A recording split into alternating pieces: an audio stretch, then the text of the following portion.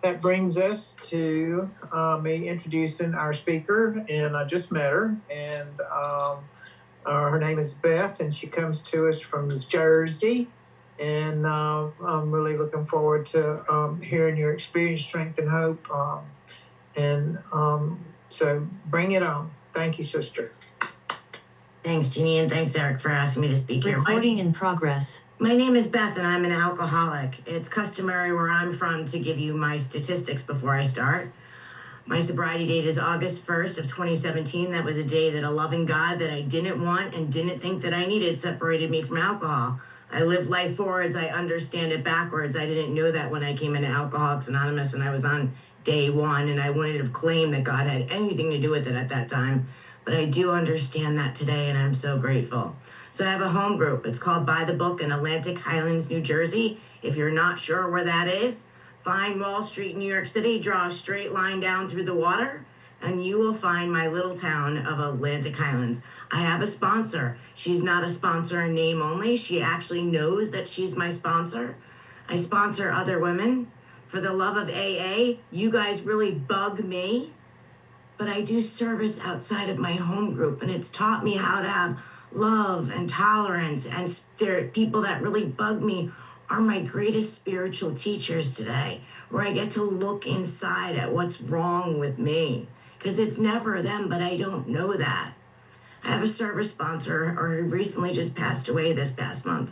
But for the love of AA, this man had over 44 years of sobriety, a former trustee at large, and he was so humble. He sat in my home group. You never know what he did outside the home group. And that's when I grow up. I'd like to aspire to be someone like that, but we'll see what God has planned for me. So God separated me from alcohol on August 1st of 2017, but I had no idea what it is that I suffered from when I walked into Alcoholics Anonymous. I hadn't been to AA before. I hadn't read your big blue book, wrapped in ribbons of promises, more than just the 9-step promises. I didn't know that our big book was full of prayers, warnings, and promises. So I get in here and I feel like death, and I'm like the walking dead. And you really bug me. I can't believe that you're all happy and that you're literally sober and enjoying life. And I can't believe that I actually suffer from illusions and delusions. I don't know that I'm actually all over this big book. So when I talk about what it was like for me, I can tell you what I drank and all the horrible things and all the consequences of my actions, which were many. Listen, I've been in jail numerous times. I had a probation officer when I came in here. But that's not what makes me an alcoholic. I can tell you about the alcoholic dad who's still out there drinking, and the mom who suffers from mental illness, and the poor me, because I dragged in a story with me of poor me, and it was poor me another drink. But what it was really like for me actually is described all over our big book. And I'm going to start reading from page 73 because I still suffer from what's on page 73. Page 73 is our into action. And it's going to start talking. This is the 5th step, potentially. But what it says on page 73 is the first full paragraph, and I'm going to read it in first person. More than most people, I, the alcoholic, lead a double life. I'm very much like the actor. This, to the outer world, I present my stage character. This is the one I like my fellows to see. When you told me I was selfish and self-centered when I got here, I thought, you're so wrong. I still show up for people. People still call me a good friend. But I see today that I wanted to enjoy a certain reputation, and I still want to enjoy a certain reputation in my life. At work, for instance, Bad Brad and Connie Conniving Connie really bug me. But you know what? I'm working a spiritual program right now, so I want my head to match my heart, and it doesn't. And sometimes that really gets underneath my skin because I want to enjoy a certain reputation. I just want to get over it. I know all my troubles are of my own making. I know that they shouldn't bug me. I want to use toxic positivity to talk my way, or to use spiritual principles into guiding me. This too shall pass. Let go and let God. And I've learned in Alcoholics Anonymous that I'm allowed to have feelings, and that sometimes my head actually doesn't match my heart. But I have to watch for where I want to enjoy a certain reputation. Because when the head and the heart don't match, what I do is I end up taking a stick to myself. And when I beat the crap out of myself, eventually, because the golden rule is that what I do to myself, I do to others, eventually my hair is going to be lit on fire and somebody's going to get the brunt of that. Because I didn't know when I came into Alcoholics Anonymous that what I suffer from is that there is no love of myself because there is no God in me. So I can't have a true relationship with you because I don't have a relationship with God. I can't have a true relationship with myself because I don't have a relationship with God. But none of this made sense to me in the beginning. But going back to the outer world, I'm a stage character and I want to enjoy a certain reputation. When we were coming off COVID, I went to a Sunday night meeting that I used to visit frequently. My grant sponsor was there and she said, "Where have you been on Sundays?" And I said, "Well, I decided to work another 12-step program on Sundays. I was curious about it." And what she said to me was, "You don't need to do that. Everything's in the big book." And what I said to her was, "Oh, you're right. I should come back to Sundays." And see, what I did was I abandoned myself and what felt good to me to be agreeable. And that's what I find that I often do even in sobriety, because I'm what I call an approval addiction junkie, or what the big book calls a self-seeker, and I don't know it. And so I self-abandoned what I felt was okay for me just to become agreeable. And I have so many instances in my life where I look at that and I go, oh, wow, there it is again. There's that bondage of self, the self-seeking, where I've given you more power over my mind and my emotions that I just want you to be happy with me. And I don't know that a lot of what I suffer from is that everybody needs to be okay with me or I can't be okay with me. That I need the world and its people to do as I wish, as our third step says. So to continue, it says, I want to enjoy a certain reputation, but know in my heart I don't deserve it. The inconsistency is made worse by the things that I do on my sprees. In Alcoholics Anonymous, as a sober woman, I still can have sprees. Spending money, spending all night on Netflix, surfing the internet all night, playing on social media. It says, coming to my senses, I'm revolted at the certain episodes I vaguely remember. These memories are a nightmare. I tremble to think someone might have observed me. As fast as I can, I push these memories far inside myself. I'm a feeling stuffer. Let's not look at that. I don't want to get to the root of that. Let's just ignore it. Tomorrow's another day. I'll just behave differently. I always thought that self could create a better version of self, and I didn't know that that wasn't possible. That what I do in 6 and 7 by trying to fix me is I create a more selfish, self-centered version of myself. But I don't know that. So I hope they will never see the light of day. I'm under more constant fear that makes for more drinking, and today I like to say that makes for more thinking. So, problems are of my own making. When I walk into Alcoholics Anonymous, I don't really understand what it is that I suffer from. I live here at the Jersey Shore. Love going to the beach in the summertime. Love hanging out with my friends. But when you go to the beach with me, you have a different experience. It's not the fun experience that we're going to have. Maybe the first couple hours are fun with me. We're going to go to the beach. We're going to get some sun. We're going to gossip a little. We're going to go for a swim. Maybe around 2 o'clock, we're going to call it quits. We're going to go home. We're going to shower. We're going to clean up. We're going to relax. We're going to take a nap because the sun really does us in. And we'll meet up for dinner maybe around 6 o'clock. That's the plan. But that plan is never followed through by me. See, once I put a drink into my body, all bets are off. There is no shut-off valve in me. I said I was only going to have 2. I end up having 22. That's what Dr. Silkworth calls the phenomenon of craving, the allergy.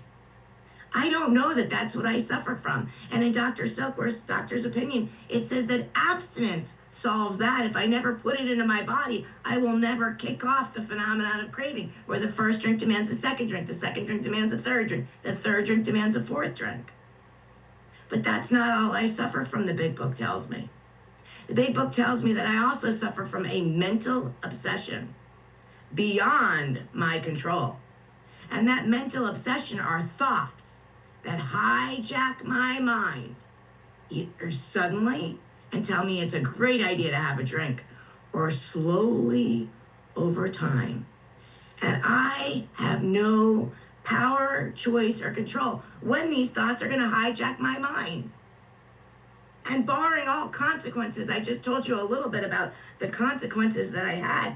They're not enough to stop me. The big book gives me a whole bunch of warnings, starting in the doctor's opinion and even in Bill's story. It says a desire to stop is not enough. A desire to stop earns me a seat in Alcoholics Anonymous. When I look at my own experience, I had lots of desire to stop. Like the boyfriend that was going to leave me, and I'm throwing myself spread eagle on the front of his hood of his car. Don't leave me, I'll stop drinking. I had lots of desire over the years. It wasn't enough. It tells me self-knowledge. Hey, I'm Beth, I'm an alcoholic. Knowing that I'm an alcoholic is not enough. It tells me willpower. Not enough. It gives me tons of, like I said, prayers, promises, and warnings. I'm getting all these warnings, and I'm looking at my own story and seeing how all this stuff never worked for me because I'm under illusions and delusions, and I don't know it. And isn't that what Bill's story is all about in the first 8 pages? All those illusions. If I've arrived, if I make more money, if I get the next job, all these things on the outside, I thought if I could get them, it would fix me. Geographical cures. I'll move here. Maybe I won't drink so much. Never worked. And then it tells me fear, aka consequences. Not enough to keep me sober. So I begin to align my own experiences. This sponsor takes these statements and turns them into questions for me so that I learn that there's no good news in step 1, that I'm utterly screwed, that at 2 o'clock when everybody wants to go home and relax, I have kicked off the phenomenon of craving, and I can't stop, and I don't want to. And so when everyone says, whoa, Beth, you're a little out of control, you need to cool it, we all want to go home, I'm the one screaming at you, how dare you leave me? Because I'm so selfish and self-centered, I don't even know it. So that mental obsession is something that I can't prevent from ever happening to me again. And that's where I lack the power of choice and control. Our book says, if, I want to read it out of the book so I don't screw up the line. On page 24, the fact is that for Beth, for reasons yet obscure, I've lost the power of choice and drink. My so-called willpower becomes practically non-existent. I am unable at certain times to bring into my consciousness with sufficient force the memory of the suffering and humiliation of even a week or a month ago. I'm without the defense against the first drink. I didn't like being told that I didn't have the power to choose. In society, we're always told we have the power to choose. But when I look at my story, I've been singing that alcoholic anthem. I'm not ever doing that again. That ain't gonna happen to me again. And what happens? It happens again. And then I came into Alcoholics Anonymous and I had delusions and illusions about what an alcoholic was because I thought it was the Bowery bum underneath the bridge. But what this says is that at certain times, I'm unable at certain times to bring into my consciousness with sufficient force the memory and suffering of humiliation. At certain times when my family said I couldn't come to Christmas if I didn't behave myself, at certain times I would white knuckle it and be a dry drunk for the holiday, wanting to drink, knowing I can't drink because at certain times I knew what was going to happen. So it's not what I drank, how often I drank. I didn't have to be an everyday drinker to be considered an alcoholic, which is why I love what this big book does. Is it literally 52 pages of the first step make me feel so screwed that I can't do this any other way. But better yet, the second half of the first step talks about the M dash. It's a separate thought, that grammatical M dash. And it says that my life is unmanageable by me. And I thought when I got sober, surely I'm sober now. It's manageable by me again. But that's not true. On page 52, we talk about the bedevilments. Sober 7 years. This is the spiritual plaque that builds up when I'm not practicing conscious contact with God. And listen, I'm still human.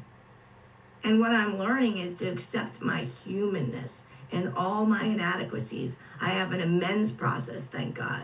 I don't let this stuff sit or stuff it down or ignore it, as we just read, so that it ever doesn't see the light of day. I own my actions today. The first one is trouble with personal relationships. Well, I don't know about you, but I have reactionships. I don't have relationships. I react. I don't respond with love. If you're wrong, I was going to tell you all about it. Ever show up at a meeting of Alcoholics Anonymous, someone pronounces anonymity wrong. And 5 people have to tell them the correct way to say it. Yeah, that was me in the beginning. If you're wrong, I'm going to straighten you out. And oh, unkind people, boy, I thought it was my job to tell you where you were wrong. Because how dare you? I'm a victim and I'm a pessimist. And everybody needs to abide by my unenforceable rules. Because I've been running around playing God and I got a whole script written for you. I've been shooting all over the place my entire life. I should, they should, the world should. If you would act differently or if you would be in harmony with my thoughts, opinions, and preferences, I would be okay. I'm so emotionally immature, I don't know it. It says we couldn't control our emotional nature. Oh boy. I have a 2-hour commute home from work yesterday. Put me in the car like that and somebody slams on their brakes or cuts me off. I will give that driver in front of me more power over my mind and my emotions than I have. The bird wants to come out. See, this is how I react when I'm not conscious contact. I'll hold the door for somebody and the woman and her 2.5 kids doesn't say thank you. I'm reacting. Here you go again. You can have more power over my mind and my emotions than I have. I'm so emotionally immature and I don't realize it, and I can default back into those things. On page 135, I love these chapters. We call them the lost chapters, the back chapters. But there's 38 spiritual principles for me to live by and 2 wives and another 50 in the family afterwards. How amazing is that I get to read these things and get reconnected all the time with the spiritual principles that I need to put in front of this mouth. So on page 135, the second full paragraph says, here's a case in point. One of our friends is a heavy smoker and coffee drinker. There's no doubt he overindulged. Seeing this and meaning to be helpful, his wife commenced to admonish him about it. He admitted he was overdoing these things, but frankly said he was not ready to stop. His wife is one of those persons who really feels that there is something rather sinful about these commodities, so she nagged, and her intolerance finally threw him into a fit of anger. He got drunk. See, I walked around going, you make me feel. Because I'm a victim of you all the time. You make me feel. When the truth is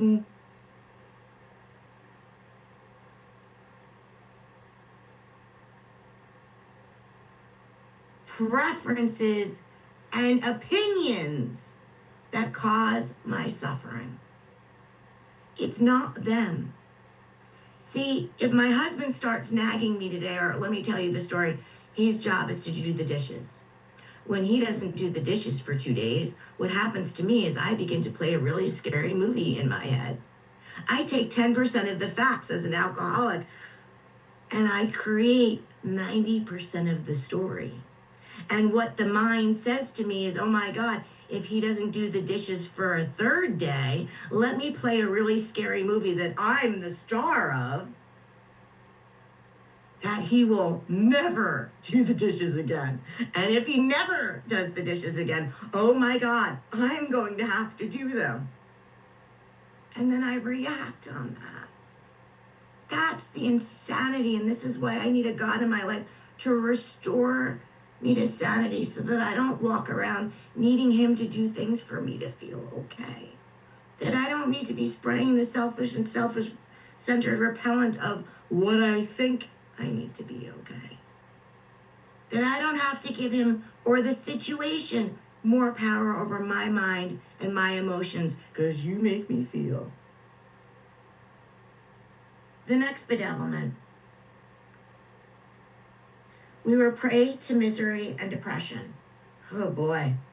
I don't know about you, but I could still have Debbie Downer days. And I want to preface, I do not suffer from anything that I need to see a doctor for medically. But I would call my sponsor with some type of problem and she would start singing like the opera singer. Me, me, me, me, me, me, me, me, me. And I would get so mad at her. And then she would say, hey, Beth, why don't you call 3 people and say, how are you? And not talk about your problem. See, for me, having a hangnail can be a tragedy some days. See, I'm dramatic and grandiose. And so I have to watch for this, again, the spiritual plaque of these bedevilments and how they build up in my life. Because I don't want these things to take root and bear fruit.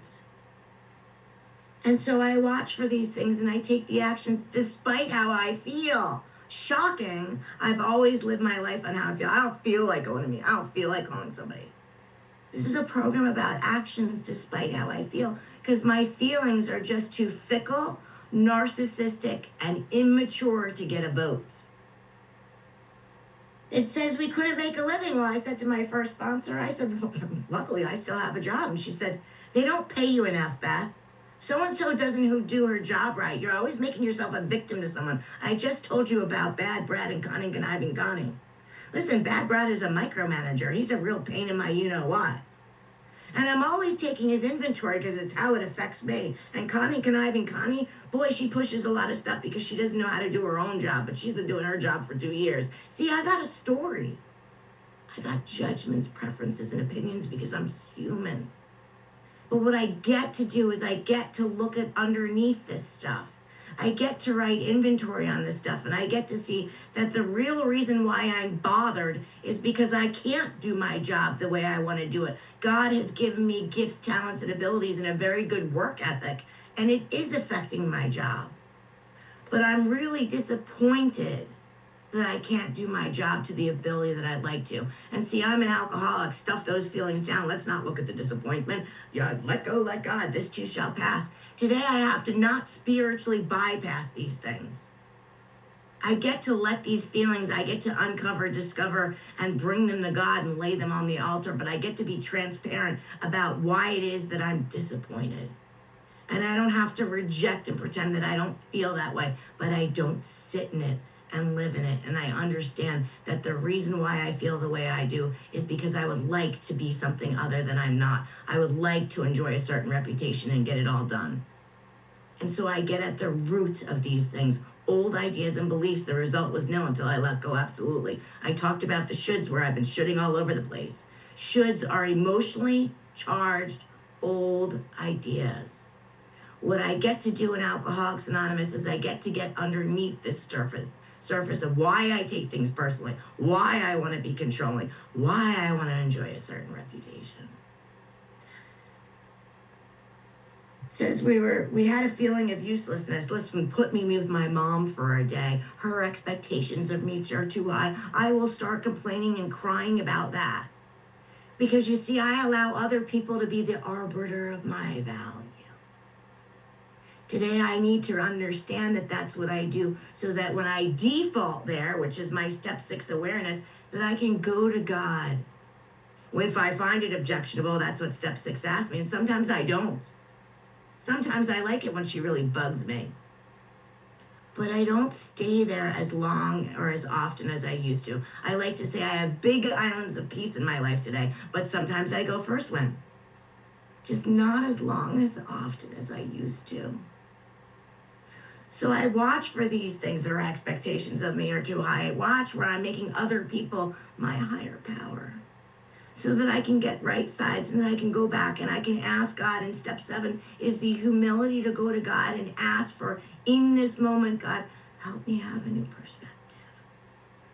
Help me to see the truth. We say in society, the truth will set you free. What is that truth for me? The truth that set me free is deep down inside every man, woman, and child is the fundamental idea of God. If this God is in me, then I have access to power and wisdom. The serenity prayer isn't something I just mutter underneath my breath in the car. What can't I control? Well, that's pretty much everything. What can I control? Me, my attitudes, what's going to come out of my mouth right now. That's where I have the wisdom to know the difference. It's so important for me to get connected with what that prayer actually means so that I get to the wisdom, because I do have access to power today. But sometimes I still like to have my own power. Lack of power is our dilemma. But boy, oh boy, did I like to use a little anger. People call me an angry child. Man, I would unleash on you in a heartbeat. See, anger feels like power to me, and I was always looking for some kind of power. And I would use anger on you because I thought I could manipulate you to act right if I unleashed my anger on you. But anger is really fear. I'm really afraid of something. But I never wanted to look at that stuff. And I get in Alcoholics Anonymous, and I have to do 4 and 5. where I have to look at the root of this stuff, the nature of my defects, not just the defects. I got plenty of defects. Anybody could give me a list of my defects. I'm too controlling. I take things personally. I'm sensitive. But what's underneath that, the nature of these things, and most of it is fear, and I didn't know that. And I get to see my own fears today. I'm full of fear. I scare myself about a story about what may or may not happen. It says we were unhappy. Listen, I can drag in a story with me if ... then I could be happy. And I can still tell myself that same story in sobriety. If bad Brad would start blah, blah, blah, then I could be happy. I've got to watch for these things. The gift in Alcoholics Anonymous is that I get awareness of this stuff, because I got to be able to name it, to tame it, to know what to bring to God. That's the gift that I get. It says we couldn't seem to be a real help to other people. Well, I could start singing the song, especially at work. I can't do anything right. They're never happy with me.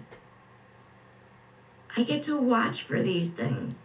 The truth that sets me free is that as long as I'm doing God's will and God is happy with me, I don't need anyone else's approval. And I don't need to keep assigning everyone else the arbiter of my value. So I come out of that first step and I see even today I cannot manage my own life, which is why I continue to pick up these tools. And then I come into my second step, where I need to be restored to sanity even today as these things crop up. I call it the God of my misunderstanding. How often do we hear people say, God is testing me? That's what I used to say. See, God doesn't test me or play psychological war games with me. I have a very loving God today. He's never tempted to do wrong. See, I was playing game with God. If you love me, God, this would have never happened. If you love me, God, that wouldn't have happened in the world. See, when bad things happen, I believe that God caused it or didn't stop it. And what I did was I placed my expectations on God. I placed my old ideas and beliefs about this immature God that I had on God. That God's world, here's a should be perfect or fair. I go back to that old idea and belief, sometimes even in sobriety, that I have that punishing God because things should look differently. If I have an expectation that God is supposed to protect me from all the bad things from happening, I have an unrealistic expectation of God. See, we've all been given free will. I got in my car a lot and I drove drunk. I was given free will to do that. God never stepped in and took the keys out of my hands. God allows us to make our own choices, to seek him or not to seek him, to drink or not to seek him, to get in the car. I could have killed a family. Thank God I didn't. But if I had, because of my own free will, because God didn't stop me, I would have set chains in motion that affected other people. Because everything that I believe that I do here in this world has an effect on other people and how I'm showing up to life. And so I get to look at these expectations that I lay on God, these shoulds, where I'm so emotionally immature that I expect God to do something that God's not really going to do, because we all have free will. See, I believe things like Adam and Eve, they were given a choice to eat the apple. They were told that if they did that they'd have more knowledge. And see, to me, that's a representation of what the ego, aka bondage of self, does. What I want to enjoy a certain reputation. Ego is always telling me I have to become something other than I am. And so they ate from that apple to become something other than they am. They just weren't satisfied with who they were. We've all been given free will. Ego doesn't want its power taken away. It does not want to know God. See, if small things have the power to disturb me, then who I think I am is small. In step 2, I had to start doing the things I would do as if I had faith. And then I began to find faith. Listen, I had faith all along. I had faith when I went to the liquor store that my bottle or brand was going to be there. But then I come in here and I want to fight you on the God concept. And I walk out the door going, God, God, God, God, God. Because again, I make myself a victim to everyone. I get to the third step and it tells me I need to make a decision to turn my will and my life over to the care of God. And I begin reading it in first person every day. And as I read it in first person, things begin to resonate with me and still resonate with me. One of my favorite lines is at the bottom of at the top of page 61. If my arrangements would only stay put, if only people would do as I wish, the show would be great. Everybody, including myself, would be pleased. If you would just act right, aren't you a mind reader? Don't you know how to drive right? See, I think I'm God, and I need everybody to act right for me to be okay, because I got rules written for you. I can't even live up to my own rules. What I do to myself is what I do to others. When I beat the crap out of myself, I beat the crap out of you. When I don't have a loving and patient and compassionate God in me, I'm not going to be loving, compassionate, and patient with you. I get right into step 4 and step 5. And if you would have told me, yes, I'm controlling, yes, I take things personally, okay, I'm down with that. But underneath all of that are these old ideas, these fears that I'm not enough, that I'm not going to be loved and taken care of by God. And those drive my behaviors, these fears. I would have never told you I'm not enough. I'm an egomaniac with an inferiority complex. So sure, I'm a little controlling. I'll admit to that. But underneath control is that I don't feel safe and protected by God. So I got to control the situation because I don't like the way it's unfolding, because I don't feel like I'm going to be okay. When I have God in my life, I am placed in a position of neutrality where I am safe and protected, as our 10th step promises say. Where I have ceased fighting anything and everyone. Where I don't have to give you a long dissertation of why I made decisions. I'm walking the dog last year. The dog poops. I go to pick it up in a poop bag. My finger goes through the poop bag and I've got dog poop on my finger and I'm really upset. I'm a few blocks away from home. I never throw it in anybody's trash can because I know what happens when they do it in mine, especially in the summertime. It gets stuck to the bottom. Nobody wants to climb in there and get that out. You know, people on Facebook are always writing about that. On this day, I throw it in somebody's trash can because I'm upset and I want to get home and I've got dog poop in my finger. Well, a woman sees me do it. She's sitting in the car and she's on the phone with her friend. She gets out of the car and continues to admonish me with her words. And I feel the bondage of self, aka ego, rising up through the esophagus where I'm about to have a reaction. Not respond, I only react.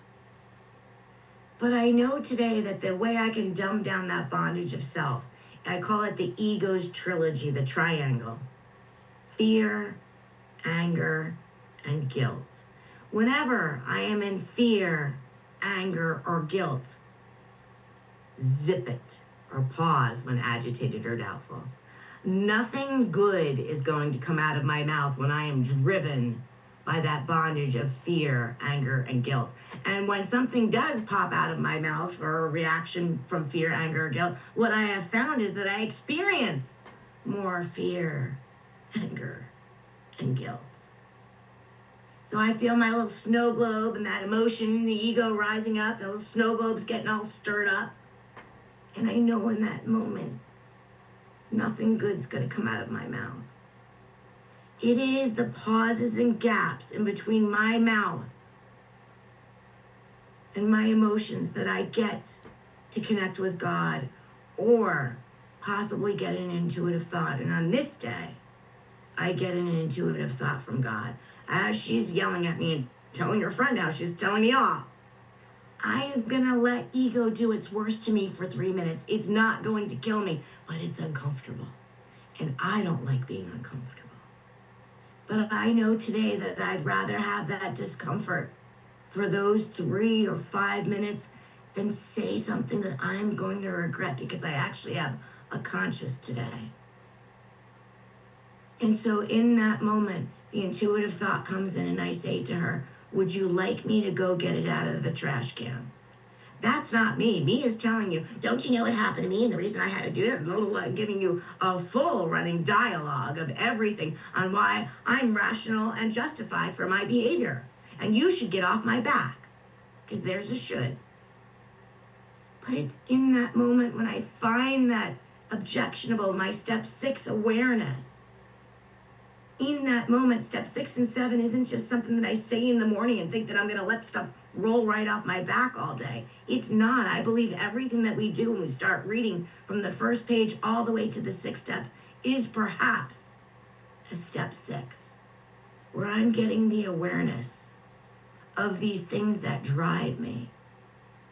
And that when I say that 7th step prior to the amend all the way to 164 is perhaps a step 7, and that the reason why they're centered in our book and the heart of the program is because they are the alpha and the omega and everything that we do here. And so I get that intuitive thought to ask her if she wants me to get it out of her trash can.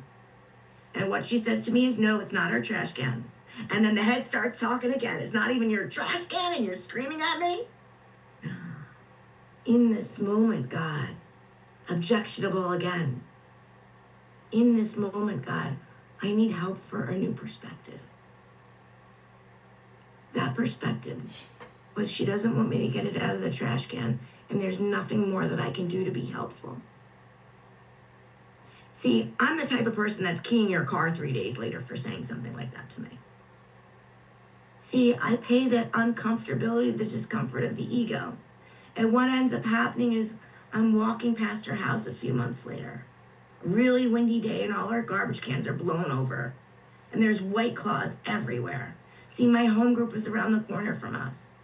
I don't know if she will ever walk down those stairs. But I do know that if she does, I didn't do damage. I don't have to look the other way. The gift is that I'm not coming home and sitting on my sofa, woulda, coulda, shoulda, for 3 hours. Because I'm not paying the consequences of what ego, bondage of self, does when it takes over. So I get the awareness. See, a defective character is often a resentment of who I think I'm not enough, not loved, not cared for. And so I have to become something other than I am to try to get these things, as it tells me these things drive my behaviors. So when I look at underneath the surface of what drives this, money, property, prestige, and romances, I need, something's missing.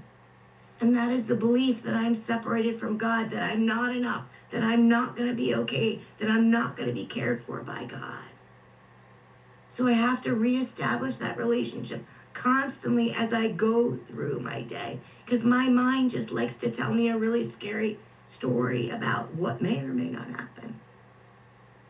It likes to take 10% of the facts and write the scary movie for me with 90% of my own interpretation of things. I'm aware of these things today. That's the gift that I get in Alcoholics Anonymous. I got married 3 years ago. My husband and I decided to get a credit card last year with his name on it. Now, I have one, but he's never had one. He is one of us. We live according to spiritual principles and our traditions, and my sponsor has taken us both through those traditions so that we can apply them through our relationship. And one of those things is that we have a group conscience when we make big decisions like this. So we decided we'd get on the same page, and that my husband's going to make very small purchases on this credit card. And he's going to pay them off at the end of the month, and that's how he's going to establish his own credit. Well, about 3 months in, I get a Credit Karma report, and my credit score's gone down. So I get on Credit Karma, and I decide to look and see he spent $3,000. We are not on the same page, and I thought we were on the same page. And what ends up happening is my hair goes on fire. How dare you? And so I want to react. But today I know that I have to write inventory, and nothing good's going to come out of my mouth. And I got to get real clear about what's driving me. He may have done wrong, but we disregard the other person entirely, our book says. And so I read that inventory to my sponsor. And what I'm taught is how to approach things from a gentle, kind, and loving way instead of what the heck and coming at you.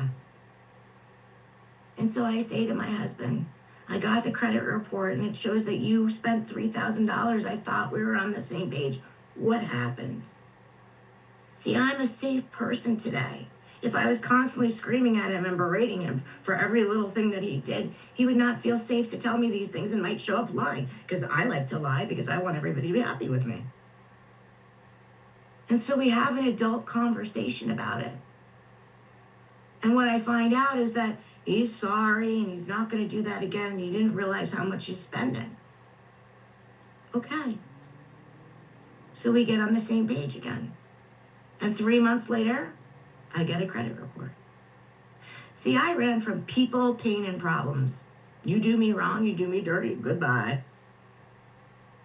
Today I get to grow up. Little Beth has grown up in the program. But shame on me if I'm going to allow to keep being affected by this. But I get to learn how to approach it again from a loving, patient, kind, and tolerant way. See, he like me, they like ourselves, as our big book says, are perhaps spiritually sick. Maybe he's powerless over money. Well, we ended up finding out in that discussion, he works in the city. You buy a cup of coffee at Wawa, it's $8. He goes for like 3 cups of coffee a day. You buy a sandwich, it's $15. He's eating out every day. See, he wasn't thinking about the consequences of his actions, just like I did not think about the consequences of my actions when I was powerless over my drinking. I get to say to my husband, because you see, if I step in and start managing that money and abandon what I don't want to do, or what it is that I do want to do, because it's not that, but I will self-abandon and control and organize this because you're going to act right. I'm going to get you straightened out. If I would have done that and not honored myself, I would have ended up resentful at having to do that and manage his money for him. And so I get to say to my husband, what are you willing to do differently? Are you willing to go to any lengths and use some of our own program so that we can start looking at these things so that he can take responsibility for his behavior? And I get to pray and I get to ask God to show me how I remain unaffected by this.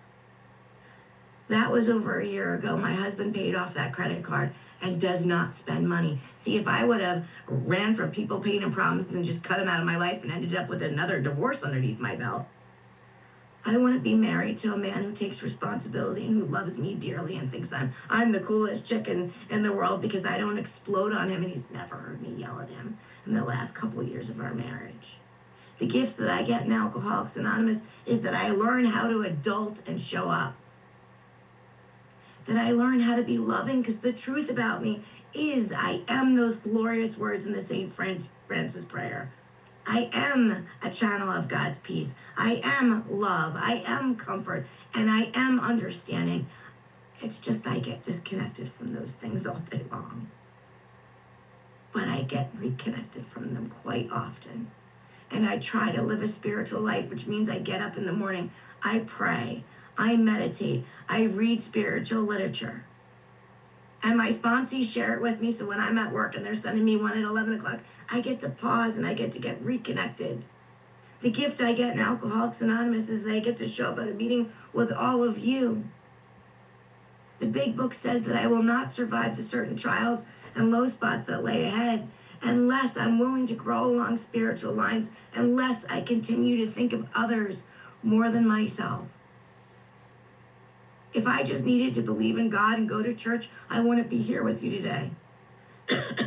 I need all 3 sides of the triangle in my life.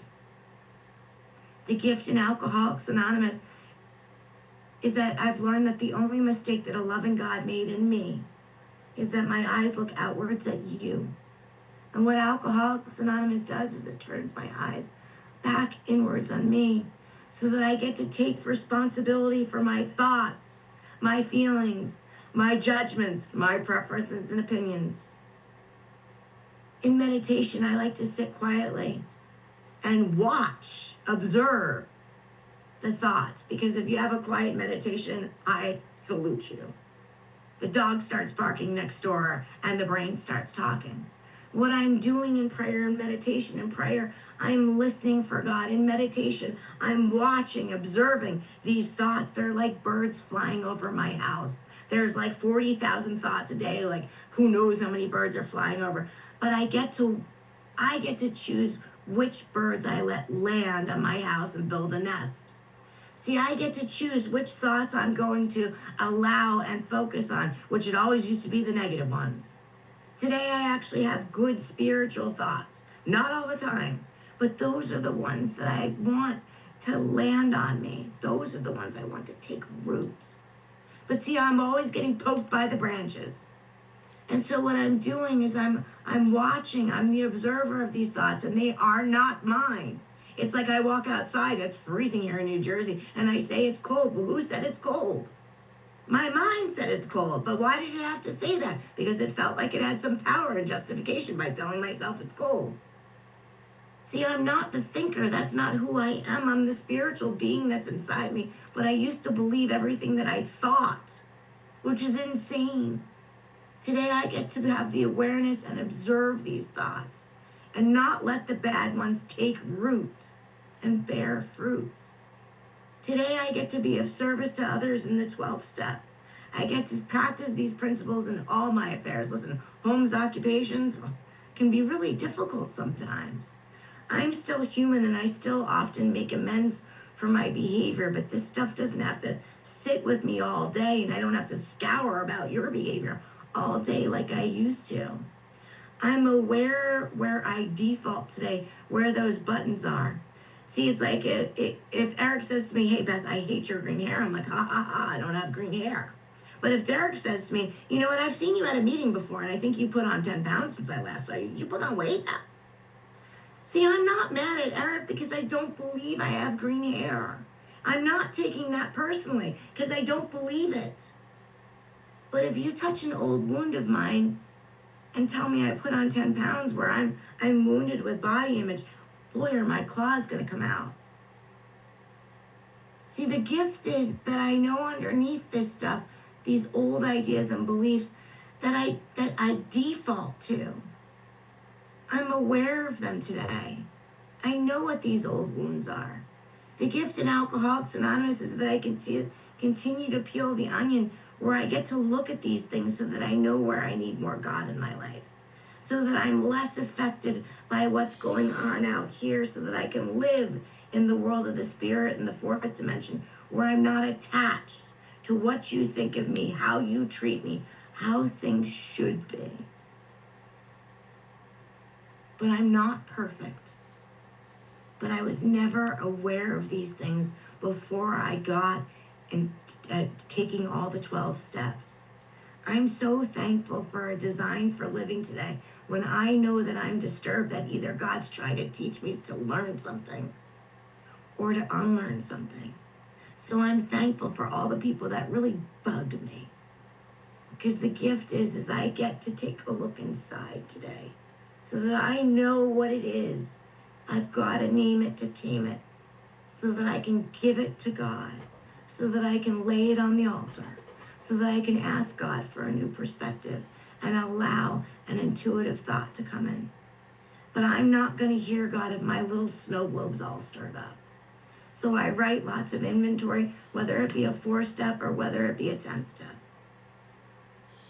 I watch, turn, and ask, as our 10th step says.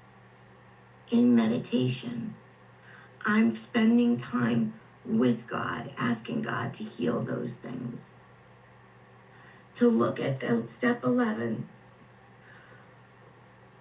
we have so many things, I'll end with this, in our big book of what God does for me that I pray and I meditate on often to see how far away I am from God.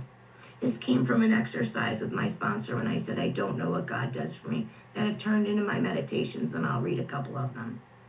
On page 55, Beth is spiritually liberated from this world and rises above her problems because God makes it possible. Boy, I've had a lot of problems lately, real life, worldly problems. Do I believe, or am I willing to believe, that I can rise above my problems because God makes it possible, or am I still trying to make it possible? I get to meditate on that. Page 63, Beth is an employee of an all-powerful God who provides what she needs if she keeps close to him and performs his work well. Is Brad my employer? Or is God my employer today? What am I believing?